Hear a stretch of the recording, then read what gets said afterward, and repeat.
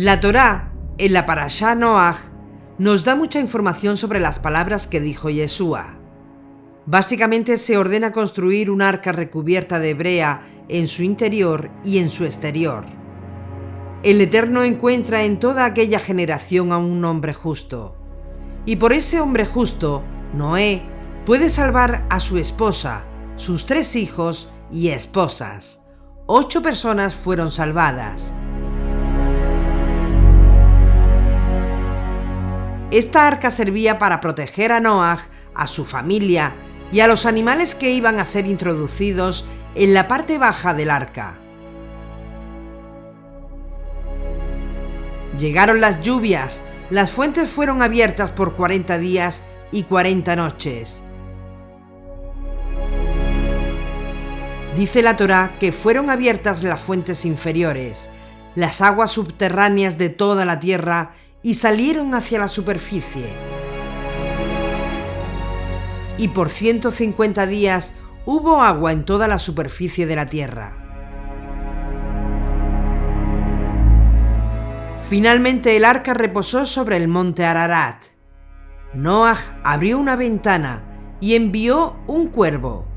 Después envió palomas para ver si las aguas se fueron de la faz de la tierra. Después de 365 días, la tierra se seca, y es cuando Dios le dice a Noaj que ya puede salir del arca y reiniciar el gran proyecto de la continuidad de la humanidad. Al concluir la Parashá, nos encontramos con Noaj plantando una viña. Se embriaga con su producto, y Can, Han en hebreo, uno de los hijos de Noé, ve a su progenitor desnudo en su tienda. Sacó ventaja de esa debilidad, se burló de su padre y expuso la desnudez de su padre a sus hermanos. Pero Sem y Jafet cubrieron la desnudez de su padre y fueron bendecidos, mientras que Han o Can, por esta abominación, es maldecido por exponer en público la desnudez de su padre. La Parashá concluye con la construcción de la ciudad de Babel, con todos los detalles y la confusión de lenguas que se da en ese momento, cuando surgen las 70 lenguas con las cuales fueron conocidas las civilizaciones antiguas. Básicamente, esto es lo que narra esta parte de la Torá. La sección de los profetas que se lee con esta Parashá narra el siervo sufriente de Hashem en su disposición de llevar sobre sus hombros el castigo, en nuestra paz, y servir como fuente de expiación de los pecados de muerte para Israel y para el mundo. Y el contenido del Nuevo Testamento nos presenta a Yeshua realizando su servicio a Hashem en Galilea, enseñando Torá, esta vez en la ciudad de Cafarnaúm.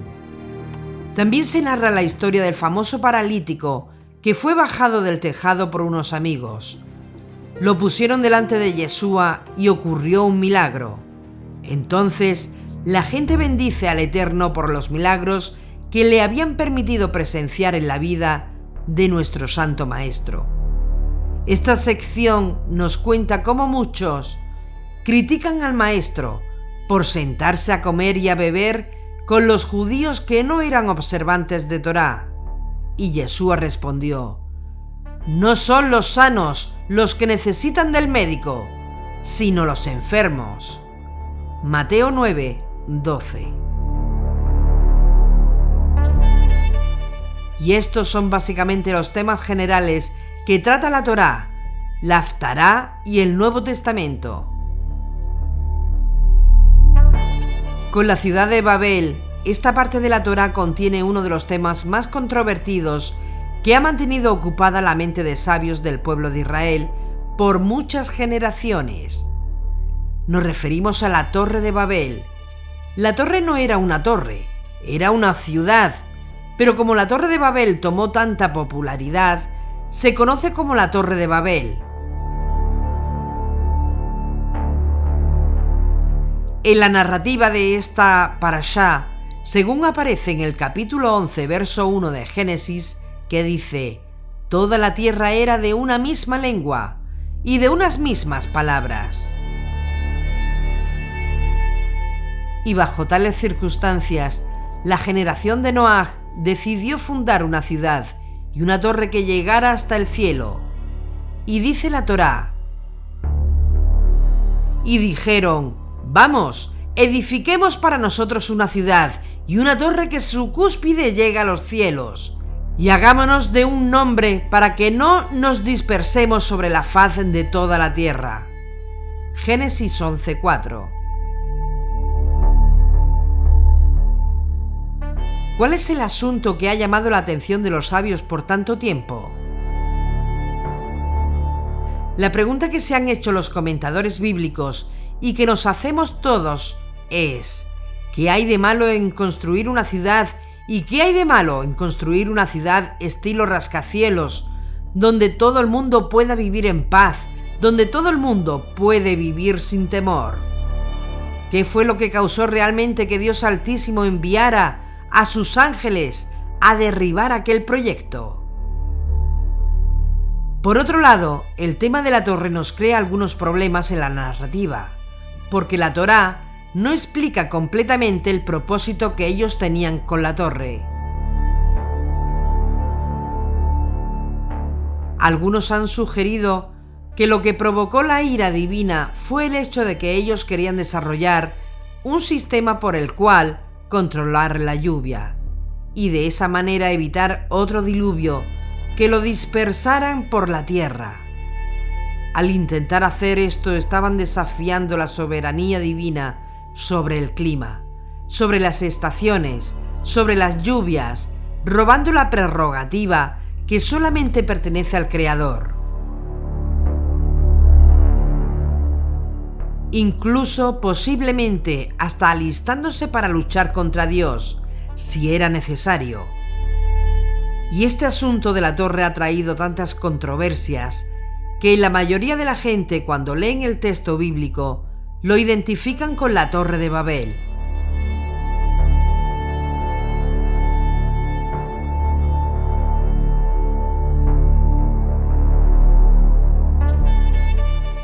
Como está escrito: «Lo dispersó Yuhei Bajei de allí y sobre la faz de toda la tierra, y pararon de edificar la ciudad». Génesis 11:8.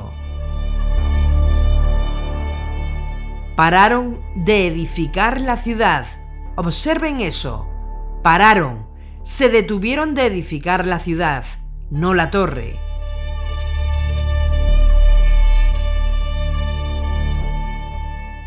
Otro punto importante de esta narrativa es el significado de esta enigmática frase: Benasen Lanushen, que trajo mucha controversia y que dice: hagámonos un nombre.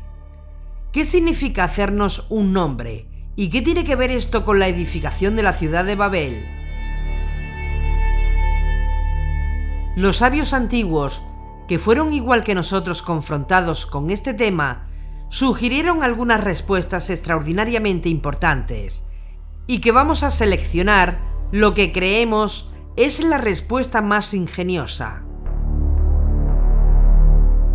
Para responder a esta pregunta, ellos notaron que la palabra Shem en hebreo, y que se traduce nombre, si en vez de poner la vocal E pones la vocal A, cambia el significado. Y recuerden algo del texto hebreo, de la Torá, que no tiene vocales. Consecuentemente, dependiendo de la vocal que tú le pongas, será la palabra que formes. Shem significa nombre, pero si en vez de la E le pongo una A, cambia a Shan, y Shan quiere decir allí. Y quiere decir entonces que el texto hebreo se leería Benasen Lanushan. ¿Y cómo se traduce entonces? Hagámonos para nosotros allí. Allí, indicando así que el texto hebreo abre la puerta para concedernos una pista que nos permita entender el verdadero propósito de aquella torre.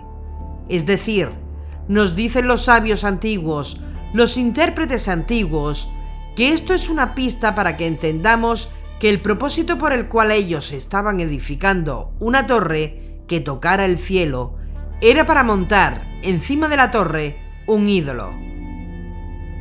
Para montar encima de la torre un ídolo que fuera adorado como su Dios, y que nadie que no adorara esa estatua o ese ídolo no podría vivir en esa ciudad.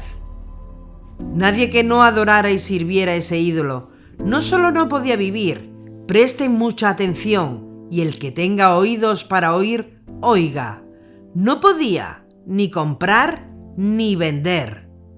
No podía ni comprar ni vender si no aceptaba los principios que regían aquella ciudad. La razón por la cual el escritor sagrado nos deja esa pista, sin mencionar el pecado, fue para no manchar esa narrativa con tan grave blasfemia. Una vez que entendemos el texto así, podemos comprender mejor lo que llamó la atención divina, como aparece en el capítulo 11, verso 6.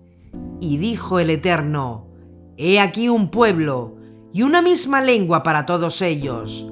Y esto es lo que hizo comenzar a hacer su obra, y ahora nada se les imposibilitará de todo cuanto intenten hacer.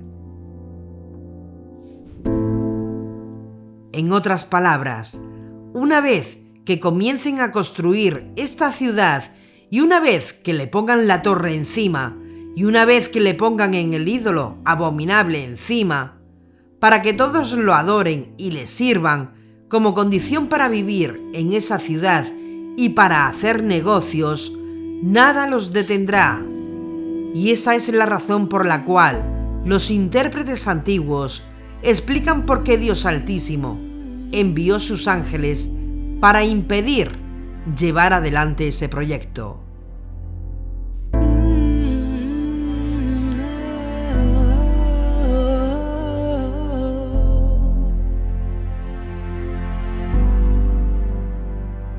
In the ways of the weak, the time's been bleak, I know.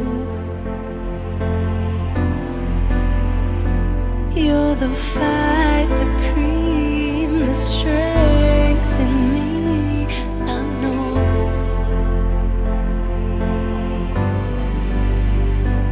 And you're driving me crazy.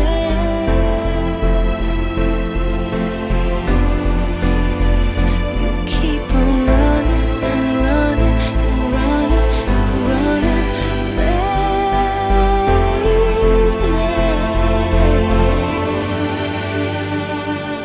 Slow down, you go too fast now. I'm telling, slow down, I can't keep up, love.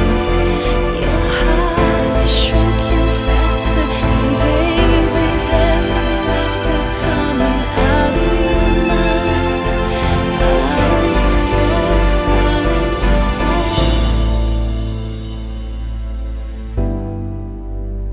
Los secretos de Yeshua, capítulo 13.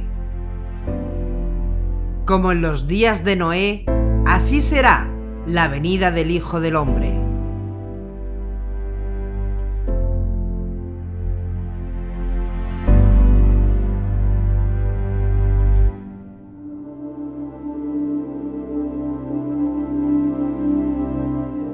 La pregunta es, ¿por qué razón Dios Altísimo quiso estorbar aquel proyecto en aquel momento?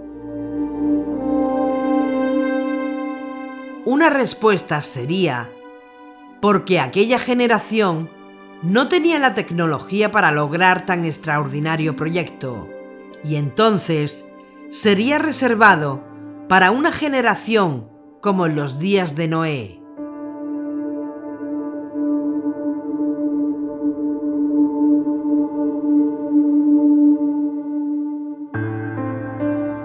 Dijo Yeshua, nuestro Santo Maestro, el fin de esta edad presente va a ser una réplica de cómo fue en los días de Noé. Es decir, que se levantará una generación que va a tener la tecnología suficiente para crear un sistema que nadie pueda comprar ni vender, excepto que demuestre lealtad a ese sistema de gobierno que se establecerá en toda la faz de la tierra. Y el que tiene oídos para oír, oiga. ¿Quién puede afirmar que nosotros no seamos esa generación de los hijos de Noaj? Esta narrativa sugiere que la lengua o el idioma original de la humanidad era el hebreo. ¿Por qué? Después de la creación de Adán y Eva, Adán declara esto: esta será llamada Isha, porque fue tomada de Ish. Así dice el texto hebreo Isha-Ish. Es un juego de palabras. Es evidente la relación etimológica de estas dos palabras, que solamente tienen sentido si son dichas del hebreo. Si lo pones en español, no tienen una relación etimológica. Esta será llamada mujer porque del varón fue tomada. No hay relación etimológica entre el sonido mujer y el sonido varón. Lo puedes poner en otras lenguas y no tiene relación etimológica. Pero cuando lo pones en hebreo, hay una relación etimológica. Ahora bien, un poco antes, cuando lees el texto de Bereshit, nos dice algo importante. El versículo 26 del primer capítulo de Génesis, la Torá dice: y dijo Dios, es decir, Dios Altísimo, Elohim, y dijo Dios, hagamos al hombre. Si la Torá dice hagamos al hombre, es porque el hombre todavía no era lógicamente. Y si el hombre no era, ¿a quién se están dirigiendo Dios cuando dice hagamos al hombre? ¿Quiénes existían antes que el hombre? Por supuesto, nuestros amigos trinitarios miran al Hijo y al Espíritu Santo, las otras dos personas de la Trinidad, que según ellos eran los únicos que existían antes del hombre. Pero la teología judía a la cual pertenecía Yeshua responde muy claramente: antes de la existencia del hombre existían los ángeles. Dios Altísimo se está dirigiendo a los ángeles. Está hablando en presencia de sus santos mensajeros celestiales. Y consecuentemente, si Dios se dirige a los ángeles en hebreo, lógicamente el lenguaje celestial es el hebreo. Lashon HaKodesh, lengua sagrada. Y esa lengua sagrada, que es el lenguaje de los ángeles, Dios lo puso en el cerebro de Adán y en el cerebro de su esposa y de sus hijos, y de ahí pasó a toda la humanidad. Para la época cuando la ciudad de Babel es planificada a construirse, toda la gente hablaba una misma lengua. ¿Cuál es esa lengua? Lashon HaKodesh.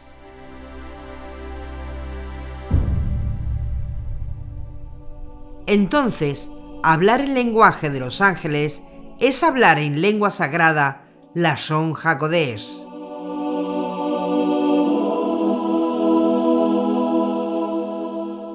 Otro aspecto de esta parashá trata del tema de la viña que plantó Noé. Noé se emborrachó y se acostó desnudo en su tienda.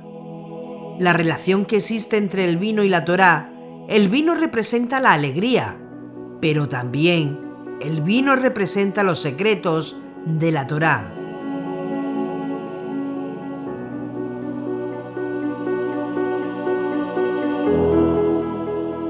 Vino, en hebreo, se escribe con 3 letras, 2 yod y una nun sofí, y ain. El valor gemátrico de Iain es 10 más 10 más 50, que suma 70. Y la palabra secreto en hebreo es sod, que se escribe con las letras Samej, Vav y Dalet. La letra Samej vale 60, Vav vale 6 y Dalet vale 4. 60 más 6 más 4 es 70. Es decir, cada vez que en la Torá nosotros encontramos dos palabras que tienen una misma base matemática, hay una relación entre ellas. Consecuentemente hay una relación entre el vino y los secretos de la Torá. Cuando entra el vino, salen los secretos.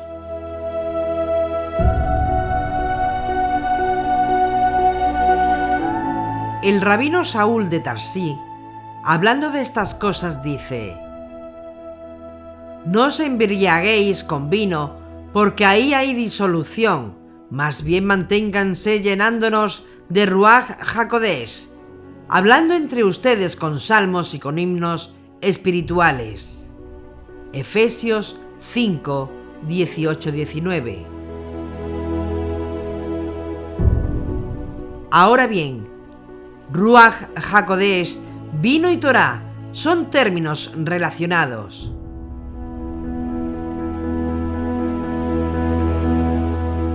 Dice la Escritura: por la Torá de Hashem, por el Dabar de Hashem, por la palabra de Hashem fueron hechos los cielos y la tierra, y todo lo que hay en ella, por la Ruach de su boca. Consecuentemente, lo que Pablo está diciendo es que en vez de llenarnos de vino, tenemos que llenarnos de Torá, para que nos pasemos la vida hablando Torá. Porque así como el vino entra en la sangre y altera todo el cuerpo, así cuando la Torá entra dentro de ti, te va a producir una felicidad y una alegría tan grande que vas a empezar a sacar secretos y secretos de la Torá. Cada uno de nosotros es un universo en miniatura. ¿Qué quiere decir eso? Las complejidades que tú ves en el macrocosmos se encuentran también en las complejidades de tu microcosmos. Es decir, cada uno de los órganos y sistemas de tu cuerpo están relacionados con los sistemas que encontramos en el universo. Y así como los órganos y sistemas del universo entonan cantos espirituales al Eterno y muestran su gloria, porque los cielos nos cuentan la gloria de Dios y el firmamento anuncia la obra de sus manos, Salmos 19:1, así cuando nos llenamos de Torá, producimos una alegría tan grande en el alma que ahora también, y de forma superior a lo que sucede en el universo exterior, podemos cantar cantos espirituales para Hashem. ¿Por qué? Porque la alegría del alma supera a la alegría de la creación, en tanto la creación alaba a Hashem sin tener conciencia de lo que hace, porque fue programado así. Pero nosotros lo alabamos conscientemente. Y esa conciencia de alabanza produce en nosotros una satisfacción tan grande que no hay ser humano que al gustarla deje de elevarse y de conectarse con el Creador. Entonces, embriagarse de vino y no de Torá es un mal negocio. Es mejor no hacer un negocio malo que hacer un mal negocio, pero embriagarse de Torá y no de vino es un buen negocio. Lo que el rabino Saúl, Pablo de Tarso, nos está diciendo es: no pierdan la luz permanente de la Torá por la luz temporal del vino. Vamos a explicar esto en profundidad. Este tema de la luz permanente y la luz temporal es extraordinariamente importante para todos. De hecho, muchas dudas y preguntas que muchos se hacen acerca de sí mismo pueden ser respondidas hoy, si prestas atención a este concepto.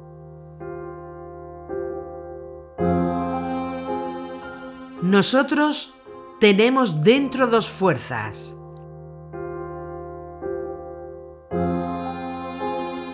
Nosotros tenemos dentro dos tendencias. Una tendencia es restrictiva, la otra tendencia es proactiva. Restrictiva y proactiva. Entonces, si somos capaces de ejercer la disciplina apropiada, creamos el balance necesario para cumplir la misión que Hashem nos ha entregado a cada uno al venir a este mundo. Y este concepto de las dos tendencias nunca lo puedes olvidar. En la lengua Hakodesh, en la lengua sagrada, estas dos tendencias tienen nombre: Yetzer Hatov y el Yetzer Hara. El Yetzer Hatov es el poder de restricción, es el poder de decir no a todo aquello que me desenfoque de la Torá y de los preceptos. El Yetzer Hara es la fuerza del mal instinto y es lo que te empuja fuera de la Torá. Yetzer Hara es la fuerza de desear para uno mismo más que para los demás. Es ser reactivo y posesivo y pasar por alto la alianza que tenemos con nuestro Creador, creando adicciones. Unos son adictos a las drogas, otros son adictos al alcohol, otros son adictos al sexo, otros son adictos a los estupefacientes, etc. ¿Qué es, por tanto, la adicción? La adicción no es otra cosa que la búsqueda constante de la luz de manera externa. Es la búsqueda de la luz. Las personas adictas son las personas más espirituales que existen, solo que ellas no lo saben. El día que lo sepan y aprendan a canalizar esa fuerza, vamos a ver una generación de tzadikín con un poder extraordinario en la tierra. En otras palabras, el adicto busca la luz incorrectamente, y aquí no se trata de condenarlos, se trata de ayudarlos a enfocar sus vidas.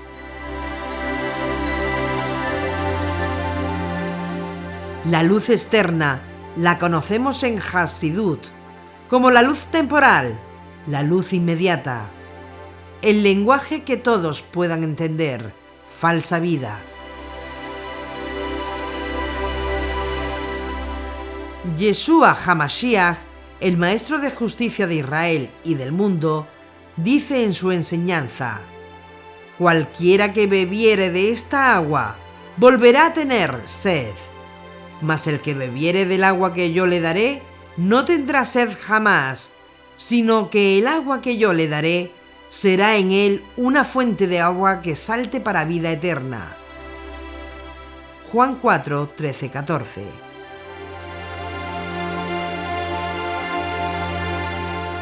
Un principio en el Hasidut nezarita es que, usando las fuerzas dadas por la sabiduría divina, trabajemos con el sudor de nuestra frente, que no humillemos la Torá, sino que nos ganemos las cosas para que no vivamos del pan de la vergüenza.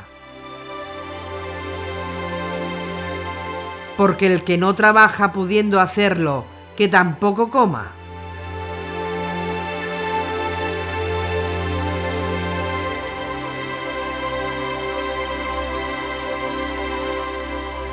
Siendo el Yetzer Hara el mayor oponente en el camino, cada vez que tú sigues sus insinuaciones, tú creas algo así como un cortocircuito espiritual dentro de tu mente. Tú creas un cortocircuito en la energía de tu neshama, de tu alma. Es decir, tú robas luz, pierdes energía.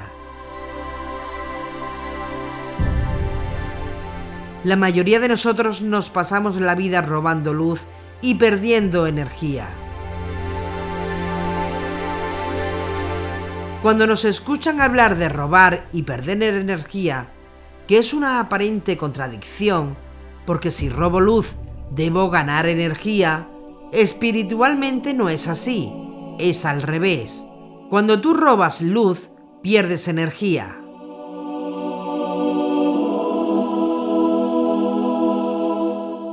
Vamos a explicarlo poniendo un ejemplo. Vas al supermercado, compras y a la hora de llegar a pagar los ojos se van hacia las estanterías.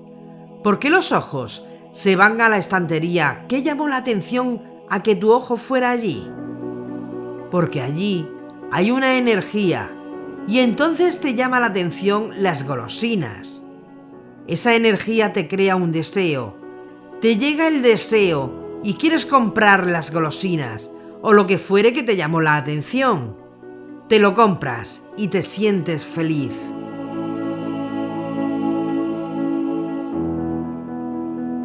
¿Por qué te sientes tan feliz?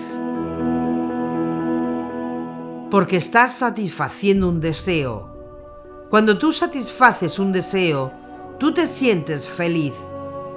Pero ¿qué pasa cuando se acaba el pastel, las golosinas o lo que sea? Nuevamente te sientes vacío y en algunos casos avergonzado. ¿Por qué nos sentimos vacíos después de satisfacer el deseo? Te sientes vacío porque lo que hiciste fue adquirir luz inmediata. Lo que tomaste fue el agua que te vuelve a dar sed luego, de la que habló el maestro.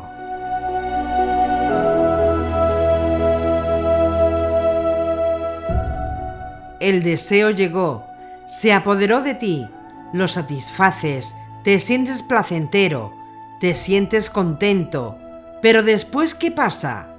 El deseo vuelve al vacío. Cualquiera que bebiere de esta agua volverá a tener sed.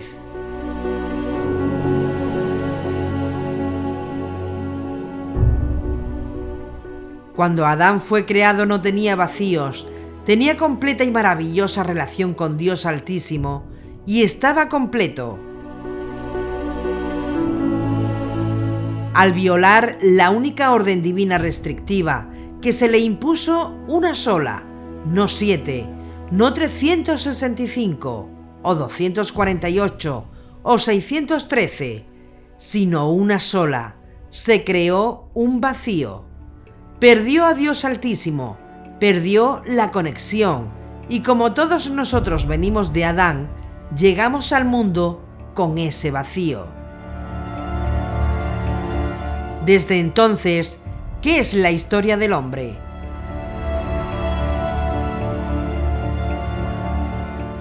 La historia del hombre es la búsqueda consciente o inconscientemente para llenar ese vacío. Todo lo que hacemos al final del día, todo lo que hacemos, todas nuestras acciones, conscientes o inconscientes, es para llenar nuestro vacío.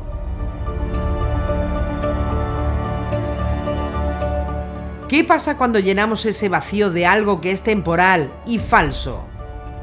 Robamos luz y perdemos energía. Cuando se consume alguna droga, ya sea cocaína o heroína, en efecto, los que la consumen al momento están felices, muy felices. Pero ¿qué pasa luego cuando ese efecto temporal se va? Todo es tristeza, enojo, depresión. En pocas palabras, me quiero morir. Pérdida de energía y soy empujado, entonces, a usar de nuevo la táctica de robar luz para ver cómo me equilibro.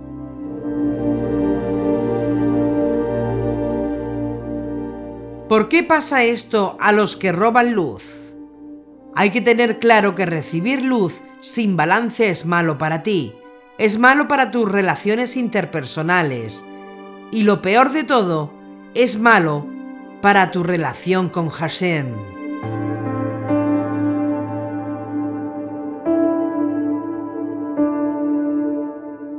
¿De qué se alimenta el Yetzer Hará, la mala inclinación?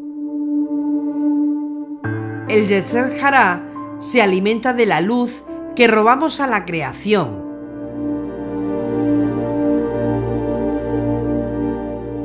Entonces, ¿qué podemos hacer para no robar luz? El Yetzer Hatov es nuestra ayuda. La buena inclinación es nuestra ayuda. El Yetzer Hatov es una tremenda fuerza oculta que llevamos por dentro, pero que hay que descubrirla y desarrollarla. El libre albedrío es nuestra fuerza reactiva. Dice el maestro: si alguno quiere ser mi discípulo, niéguese, anúlese a sí mismo y sígame. Mateo 16:24. Así nos enseña el maestro que cuando decidimos hacer restricción, recibimos luz auténtica. Cuando ejercemos restricción, recibimos luz verdadera. Pero presten mucha atención. No es malo tener un mal deseo. El tema es: ¿qué haces con ese mal deseo? ¿Cedes? ¿Te rindes a él o lo resistes?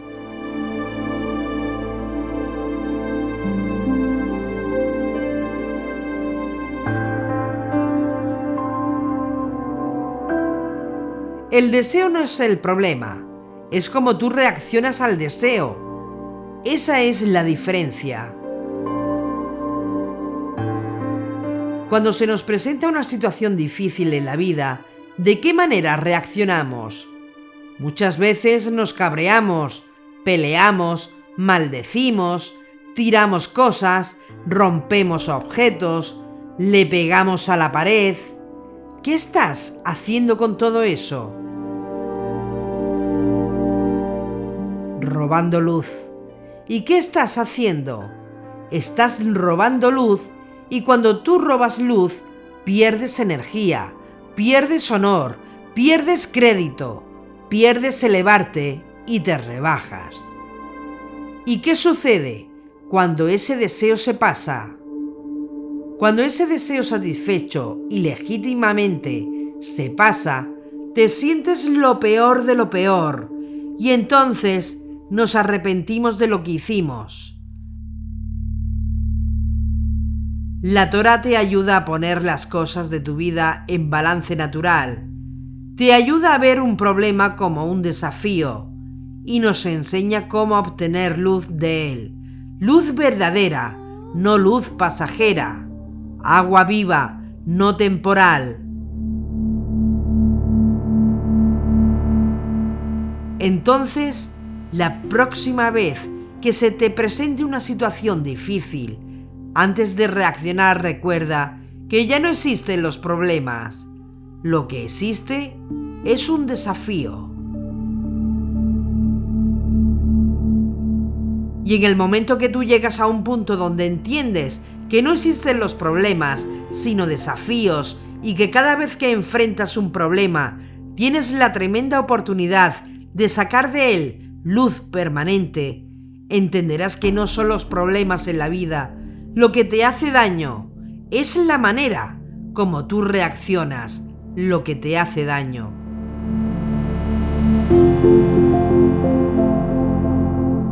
¿Cuál es entonces la terapia de la Torá? El Yetzer Hará es reactivo, significa la fuerza de ceder al deseo, es rendirte de vivir la vida, es pasarte la vida robando luz y perdiendo energía. Permanecer constante en tu zona de seguridad emocional, no esforzarte, irte siempre por lo fácil, es el Yetzer Hará. Y el Yetzer Hatov es proactivo, significa decidir por la reconstrucción de tu alma, significa decidir por la fuerza de la restricción para no alejarme del camino de la luz verdadera. Es el poder que Hashem nos ha dado para decir no, cuando es un impulso contrario a la Torá, cuando es un deseo que es evidentemente y va en contra de la voluntad de nuestro Padre que está en los cielos. Yetzer Hatov es la fuerza para salir de tu zona de comodidad, de hacer un esfuerzo, y eso es lo que te eleva.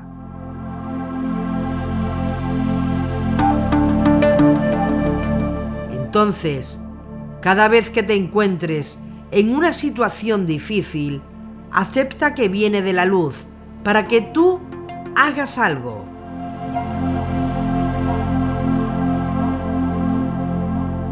Segundo, identifica tu reacción. ¿Cuál es el deseo? Tercero, si no está en línea con la Torá, restringe, deja de reaccionar, permite que la luz entre. Y una vez que hayas hecho estas cosas, tendrás control absoluto de la situación. Si tú crees esto, vas a vencer, porque esta es la victoria que ha vencido al Yetzer Hará, tu emuná. La primera reacción ante los problemas son inevitables. La segunda es la que cuenta. Cuando tú haces todo lo opuesto a lo que pensabas hacer en la primera reacción y aplacar el mal genio, el mal impulso, te elevas.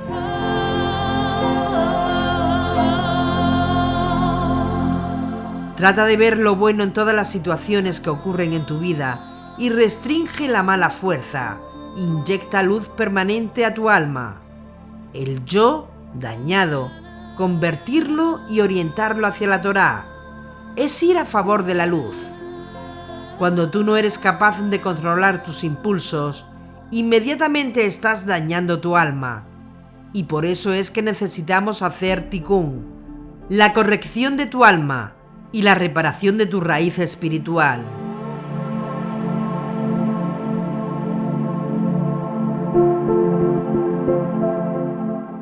Así como es abajo, es arriba. Así como es en el mundo físico, es en el mundo espiritual. La ley de la genética que domina la parte biológica de tu cuerpo es solo una expresión de la ley, de la genética espiritual que domina tu alma. Cada uno de nosotros es la suma total de los caracteres recesivos o dominantes de tus dos progenitores anteriores, excesivos o dominantes, y quiere decir que tú puedes tener ciertas características en tu vida, en tu cuerpo y en tu temperamento que procede de tu padre o de tu madre, o de tus abuelos o tatarabuelos. Y es por eso que en una familia algunos niños salen más oscuros y otros más blancos, con diferente color de ojos, pelo, porque hubo un familiar que era más blanco de piel o que era más oscuro, y la mezcla genética lo sacó ahora. Pero así como ocurre en la herencia física, también ocurre en la herencia espiritual. En otras palabras, tu alma es la suma total de los caracteres recesivos o dominantes de tus ancestros espirituales. Y esos ancestros espirituales es lo que se conoce como la raíz espiritual de una persona. Y es por eso que en los rezos decimos: en aras de la unificación del santo bendito sea, y con la mira de restaurar su raíz espiritual de los lugares celestiales, etc.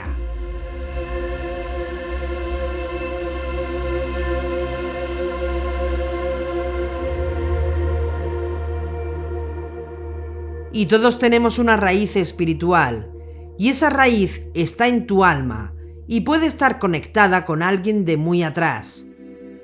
Cuando por alguna razón esa persona ancestro familiar hizo algo malo, ahora a ti te toca reparar ese daño y corregir esa raíz espiritual. Y a ese proceso de corrección de tu raíz espiritual lo llamamos tikkun, reparar. Cuando tú decides reparar tu raíz espiritual, entonces te conectas con la luz. Y al conectarte con la luz, te envuelve en el mundo físico, del cual no podemos retraernos. Te envuelve con el mes en que estamos. Te envuelve con el ritmo biológico en que vivimos y nos movemos.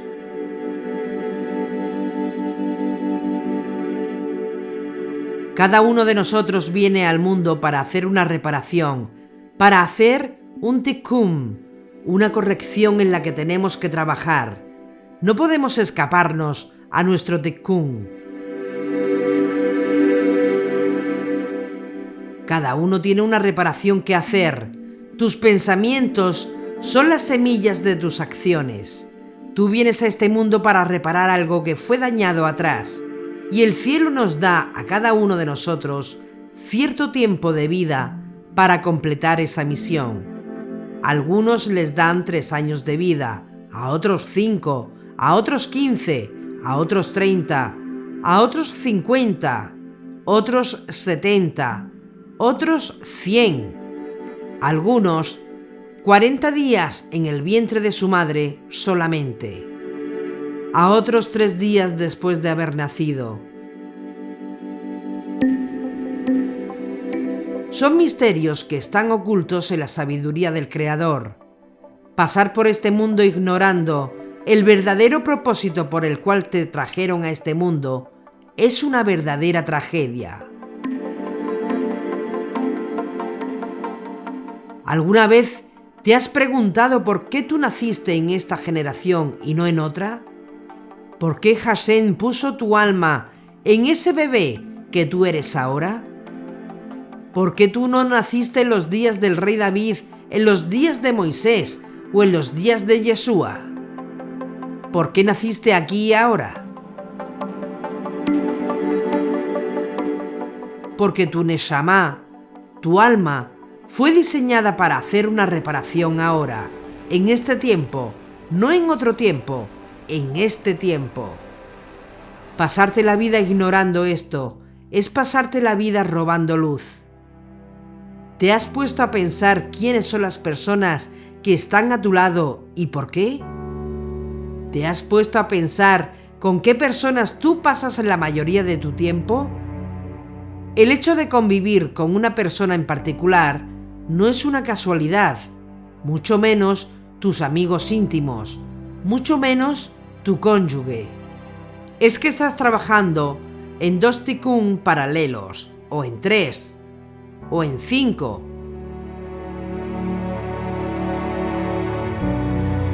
Si Dios te pone como parte de una comunidad, entonces hay varios tikkun, reparaciones trabajando al mismo tiempo. No existen coincidencias.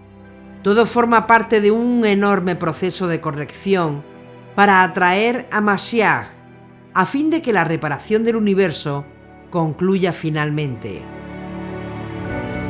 En otras palabras, el libre albedrío y el masal, la súplica, existen juntos. Cada vez que tomamos una decisión en la vida, creamos un mundo paralelo, y ese mundo es el mundo de la redención, y esa es la fuerza que va a atraer al Mesías. El estudio de la Torá trae vida. El estudio de las enseñanzas de los grandes tzadikim son una forma de energía que cuando entra en nuestra mente trae esa salud en sus alas. Cuando tú estudias a Moisés, cuando tú estudias las enseñanzas de los profetas, cuando tú estudias la enseñanza de nuestro Santo Maestro Yeshua, cuando tú estudias las enseñanzas de los tzadikim, de nuestro pueblo Israel, cuando tú estudias las enseñanzas de los grandes rabinos y maestros de nuestro pueblo, eso es una energía que entra en tu mente y te trae luz, te trae fuerza. Cuando nos alejamos de nuestra misión, creamos cáscaras de impurezas que contaminan el mundo espiritual.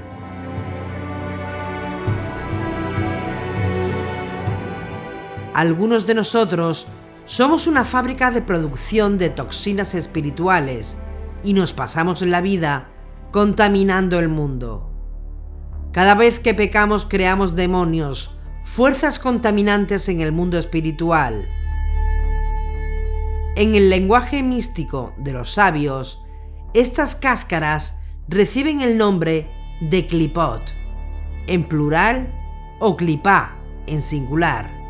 Las clipot, las inmundicias, las cáscaras de impiedad las creamos mediante nuestras malas acciones.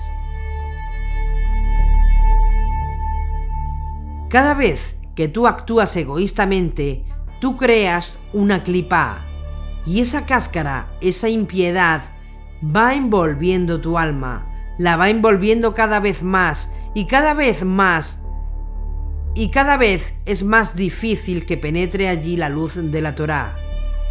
Y cada vez es más difícil porque cada vez que transgredimos, tu alma está siendo envuelta con clipot. Cuando te dedicas al estudio de la Torá, cuando te dedicas a la observancia de los preceptos, de los cuales tú tienes que cumplir, cuando tú te dedicas a las buenas obras, tú vas rompiendo esas cáscaras.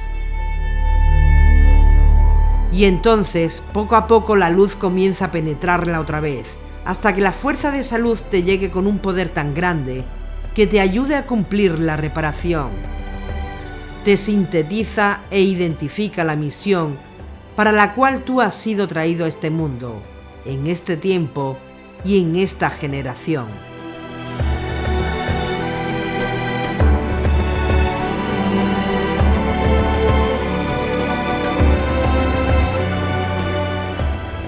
Existen 50 niveles de elevación divina a la que podemos llegar, pero también hay 50 niveles de impureza donde puedes caer. Si elegimos vivir elevándonos, entonces te vas a llenar de luz, la luz que alumbra a todo hombre que viene a este mundo a cumplir su misión. Cuando tú vives la vida sin pasión por la misión que el Eterno ha dado a tu alma, tú corres el peligro a que el veneno de la corrupción ahogue la palabra y la haga infructuosa. El olfato es la parte del cuerpo más espiritual, de los sentidos humanos, indicando así el tremendo potencial que tiene esta enseñanza de la Torá para tu elevación espiritual. De hecho, dicen nuestros sabios que el arma más poderosa del Mesías es su olfato.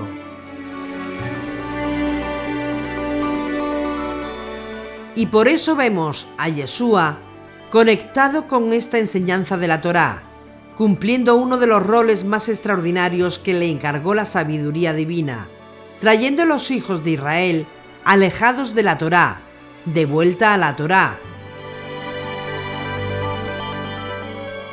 Una de las críticas más brutales y desconsideradas que se levantan contra nuestro candidato al trono de Israel, Yeshua, es que no cumplió su rol de traer a los judíos alejados de la Torá, de vuelta a la Torá.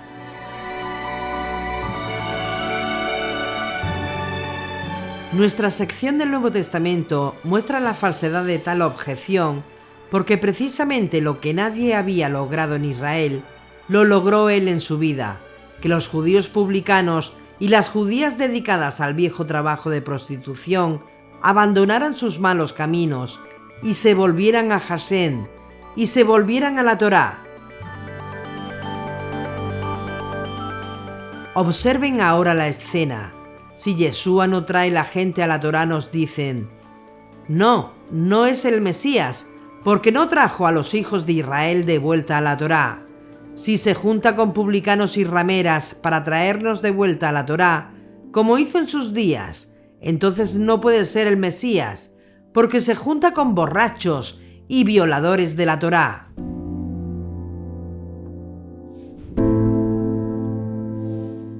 Entonces te dan un palo porque haces, y palo porque no haces. La respuesta de Yeshua es impresionante. Los sanos no tienen necesidad de médico, son los enfermos. He sido enviado a buscar las ovejas perdidas de la casa de Israel para que retornen a la Torá. Segundo, dijo Yeshua, pero ¿con qué compararé a esta generación? Es semejante a los muchachos que se sientan en las plazas, que dan voces a los otros y dicen: os tocamos la flauta y no bailasteis, entonamos endechas y no os lamentasteis. porque vino Juan que no comía ni bebía, y dicen: tiene un demonio. Viene el Hijo del Hombre, que come y bebe, y dicen: mirad, un hombre glotón y bebedor de vino, amigo de recaudadores de impuestos y de pecadores. Pero la sabiduría se justifica por sus hechos. Mateo 11, 17-19.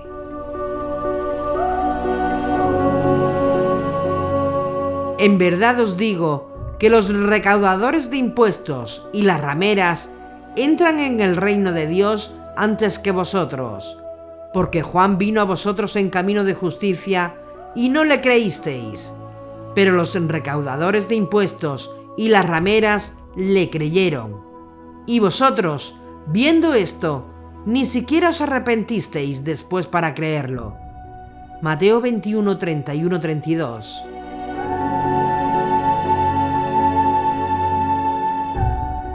En otras palabras, Yeshua cumplió en su época la misión de traer de vuelta a los hijos de Israel, en Israel, bajo su influencia, a los que estaban apartados de la Torá, no por violencia, no por el uso de la fuerza bruta, no por coacción, no por imposición, sino por convicción, por creer el mensaje de Yeshua y su identidad. ¿Qué ocurrió? Que muchos judíos lo aceptaron y otros lo rechazaron, especialmente y críticamente los gobernantes,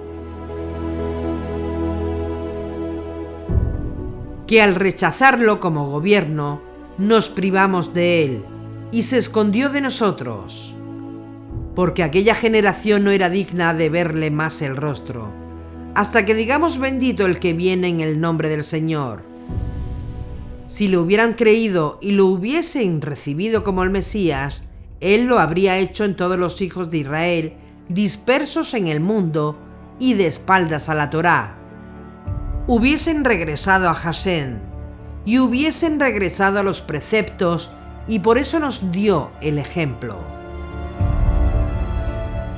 Y esto es la enorme misión de reparación que nos ha sido encomendada a sus seguidores: buscar las ovejas perdidas de la casa de Israel y mostrarles el camino de retorno a casa, mostrarles el camino de retorno a Hashem, mostrarles el camino de retorno a los preceptos de Hashem.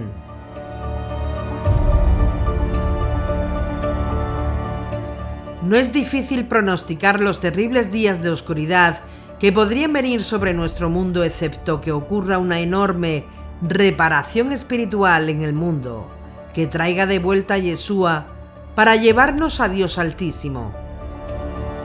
Nuestra generación está viviendo cosas que jamás pensaríamos que pudiesen ocurrir, y el desafío está delante de nosotros. Esconder la cabeza bajo la arena y pretender que nada está pasando no es de sabios. Asumir con responsabilidad la misión de reparación del mundo, como nos ha sido encomendada a cada uno, y no solo es palabra de orden para nosotros, es posiblemente nuestra última oportunidad.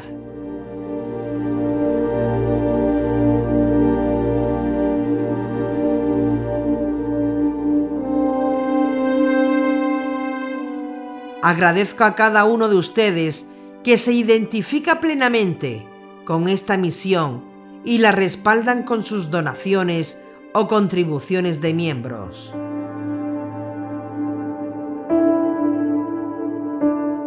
Recursos en nuestras manos para que podamos seguir adelante, por un lado, rescatando la imagen dañada de nuestro Maestro, tirado en las puertas de Roma, restaurando su mensaje y trayendo de vuelta a nuestro noble pueblo Israel, judío, al cual él pertenece. Y no solamente al cual pertenece, sino que es su más grande exponente. Y segundo, respondiendo cada objeción que se va levantando contra él, mientras seguimos buscando las ovejas perdidas de la casa de Israel y de los justos de las naciones que viven sin conocer todavía al verdadero Dios de Israel y al verdadero Mesías de Israel, para que lo conozcan y para que sean hechos parte del grupo que al final de esta edad presente según la profecía, se va a levantar y va a decir: venid y subamos a la casa del Dios de Jacob, porque Él nos enseñará sus caminos y andaremos por sus sendas. Porque de Sión saldrá la Torá, y de Jerusalén la palabra de Hashem. Isaías 2:3.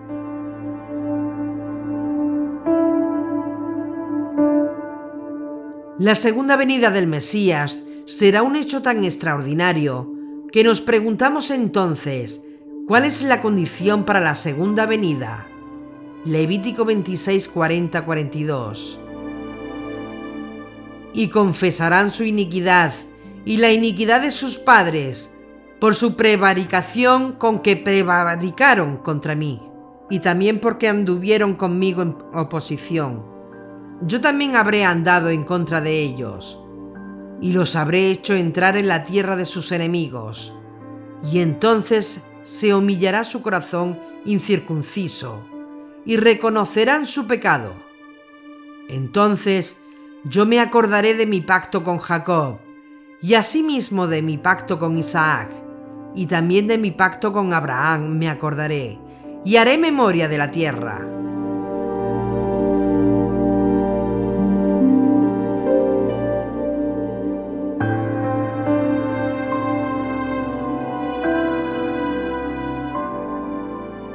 En Levítico 26, Moisés profetiza que los judíos un día serían dispersados por el mundo entero, a causa de su desobediencia a la voluntad revelada de Dios.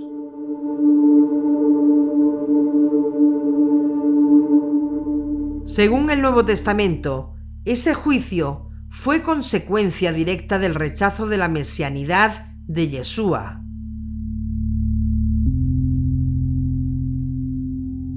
La dispersión, posterior a la destrucción de Jerusalén en el año 70 después de Yeshua, es un hecho, de modo que la primera mitad de ese capítulo ya se ha cumplido. Pero entonces Moisés escribe en el versículo 42 que Dios se acordará de su pacto con su pueblo de Israel, y dice que es su objetivo declarado dar a Israel todas las bendiciones y promesas del pacto de Abraham, especialmente en lo que respecta a la tierra prometida.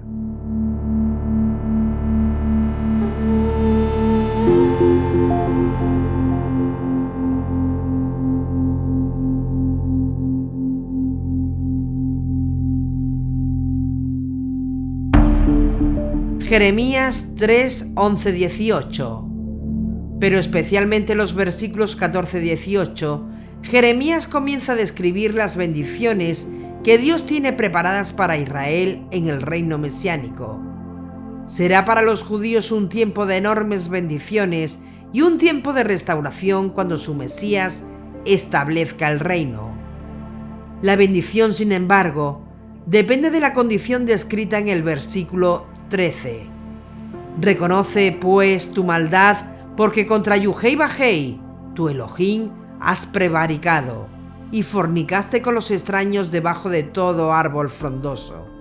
Y no oíste mi voz, dice Yuhei Bajei.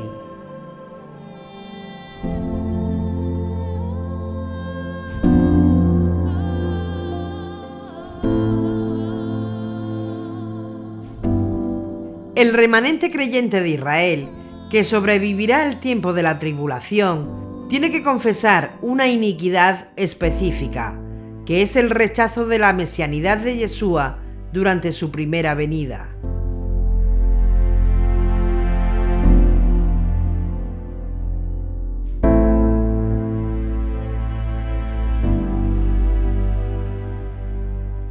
Zacarías 12:10, el tercer pasaje, se encuentra en el libro del profeta Zacarías.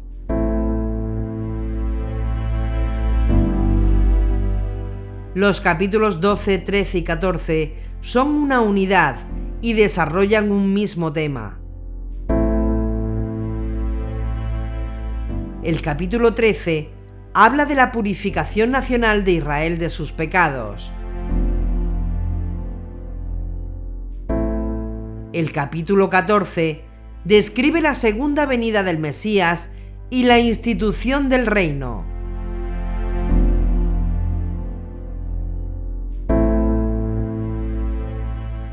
Esos acontecimientos, sin embargo, la purificación de Israel, seguida por la segunda venida del Mesías y del reino mesiánico, tienen todas sus condiciones en Zacarías 12:10.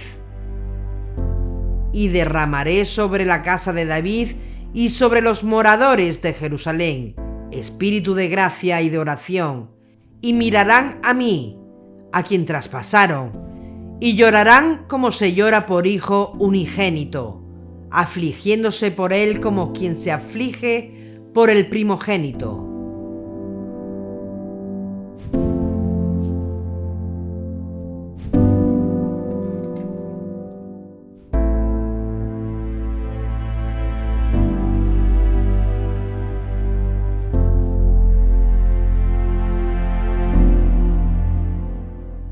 ¿Qué ocurrirá o cómo podemos saber cuándo vendrá el Mesías?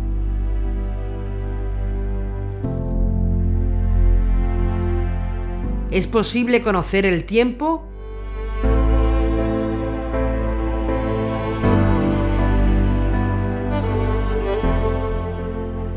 ¿Qué sucesos ocurrirán?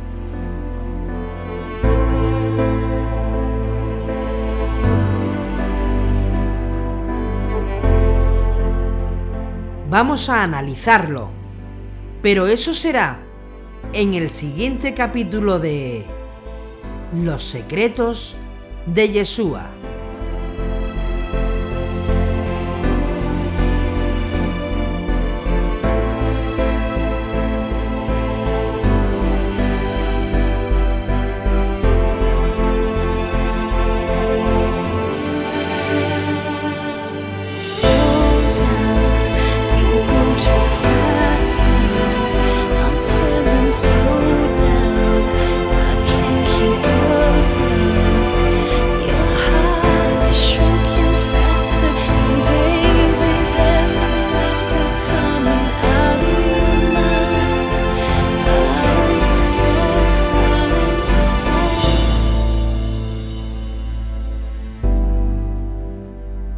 I'm wasted, keep running,